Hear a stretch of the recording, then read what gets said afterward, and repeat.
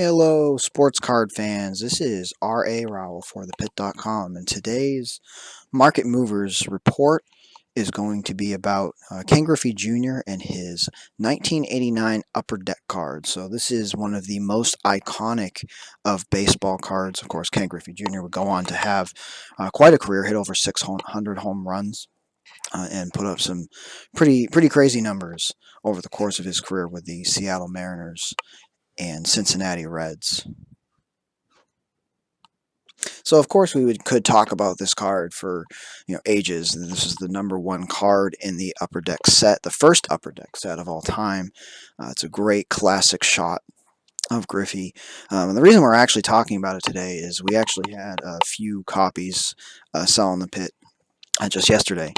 And this card sold for $700, which is a pretty high amount, considering that this is a card that a few months ago you could get as low as about $400 or $500, and now the price has climbed up over $1,100 for this card. So if you're trying to get into an 89 Upper Deck PSA 10, you're looking at over $1,000 now. To get into one of these cards.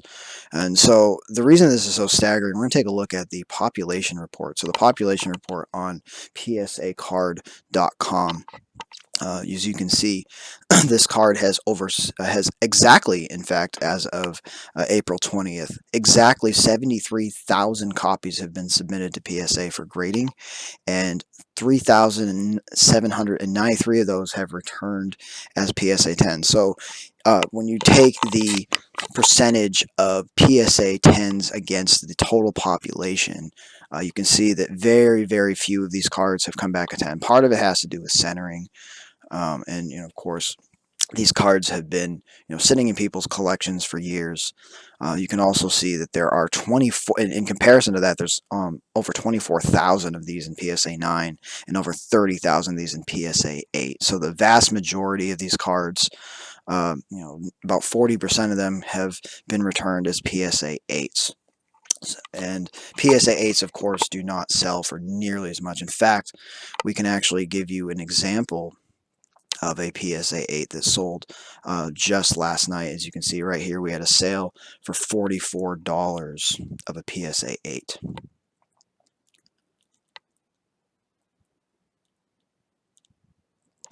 So this is where things begin to get interesting. So we also had we had a sale of PSA 10, and then we also had a sale of the BGS, the Beckett Grading 9.5. So this particular, this is a stock photo here. This particular photo, as you can see, does not have the subgrades that many Beckett graded cards do, and this is just a choice that the submitter makes when they submit a card to Beckett. You can, for a little bit less money, you can get a card graded without subgrades. And the issue with that is because this is a 9.5, the subgrades are very important. So when you get a card graded by Beckett, the reason that people will send them to Beckett is to get subgrades. And the subgrades include centering, edges, corners, and surface. So these grades end up making up the total grade. And as you will see, on the Beckett side, this is the Beckett pop report. You can get this for free. You just have to have a free Beckett account. You don't have to subscribe to anything. So there's 37,230 of these cards graded by Beckett, and as you'll notice, there's 2,761 9.5, which is considered gem mint. So gem mint is considered pretty much to be the equivalent of the PSA 10.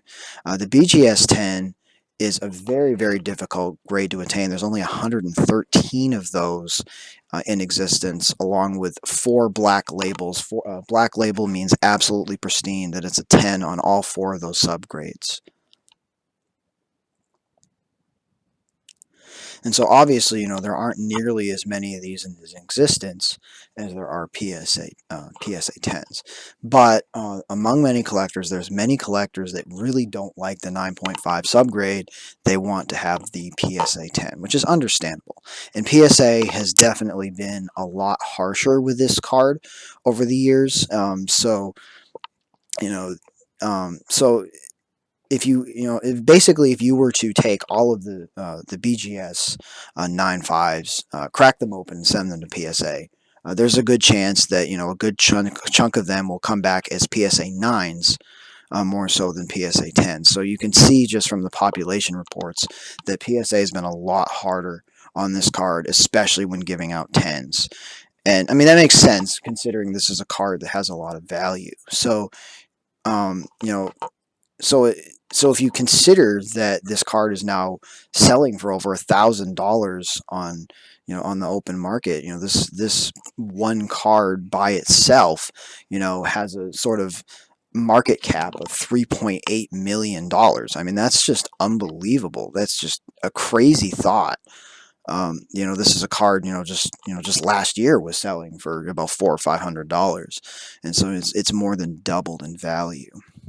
And so, the fact that that this card has gone up so much. I mean, of course, it is an iconic card, but the point that I wanted to make here is look at the amount that it sold for. It sold for $445, compared to $700. So it sold for about 60% of uh, what the um, what the PSA 10 sold for, which is pretty unbelievable.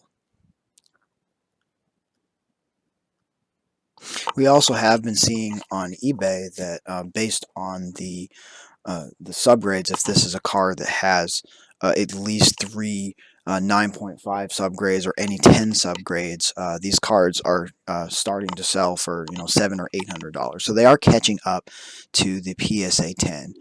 So what's interesting right now is because this card is so popular.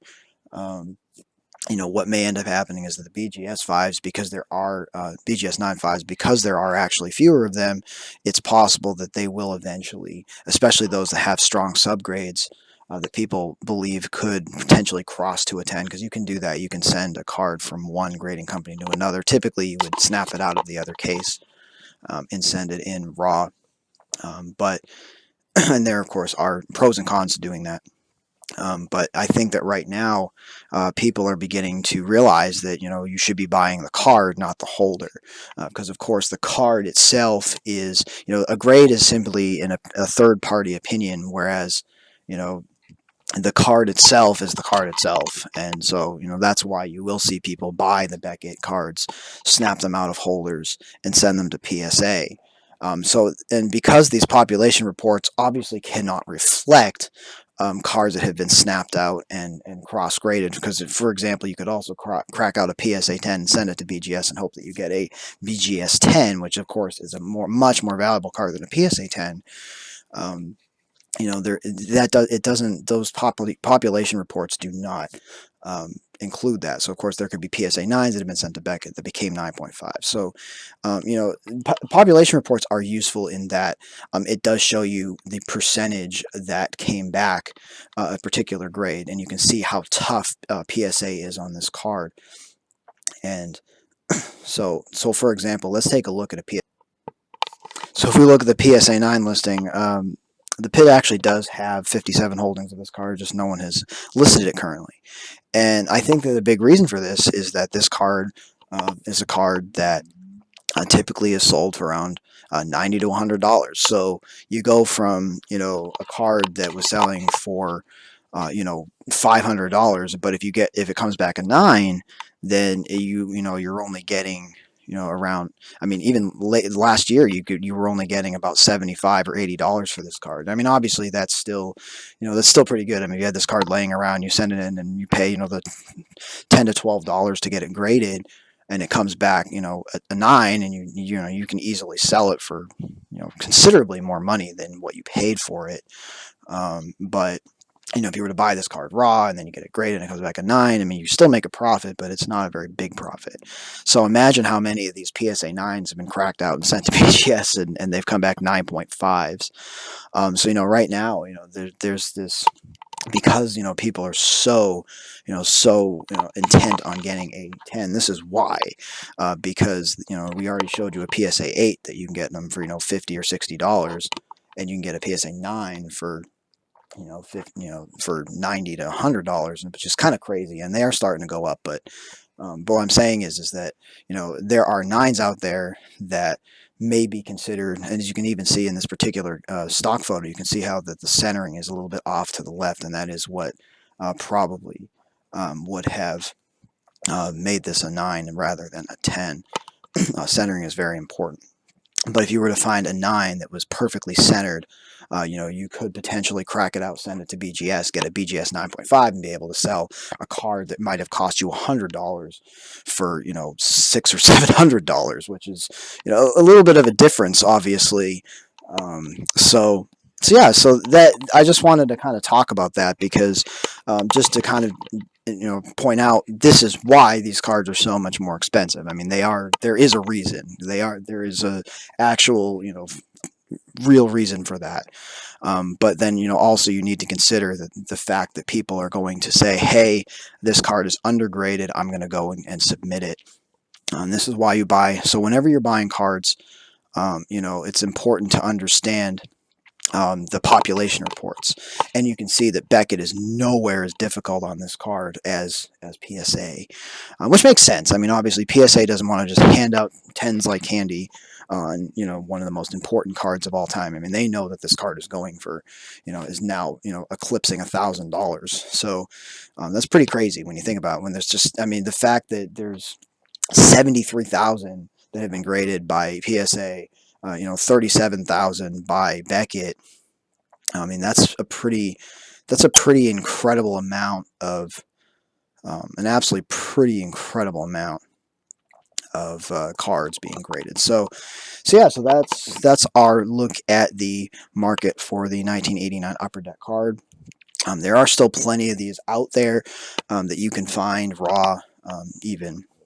But of course, if you're really serious about this card, I would definitely recommend that you at least start with a PSA 9, and, you know, definitely look into that. So yeah, so let me know what you guys think about this crazy disparity in cards, card prices. And definitely, you know, definitely if you're looking to get into this, definitely look for, you know, it's all comes down to preference. I mean, do you prefer the PSA 10 or do you prefer the BGS 9.5 with high subgrades? It all comes down to what is it you want to get out of your card. Do you simply just want to own it, or do you want to own the best possible copy? And that is why you see card prices skyrocket the way that they have. So that'll be it for today. This was a little bit of a long video, but we did have to explain a lot. So I hope you guys enjoyed, and we will be back with many more market reports. Happy collecting, everyone.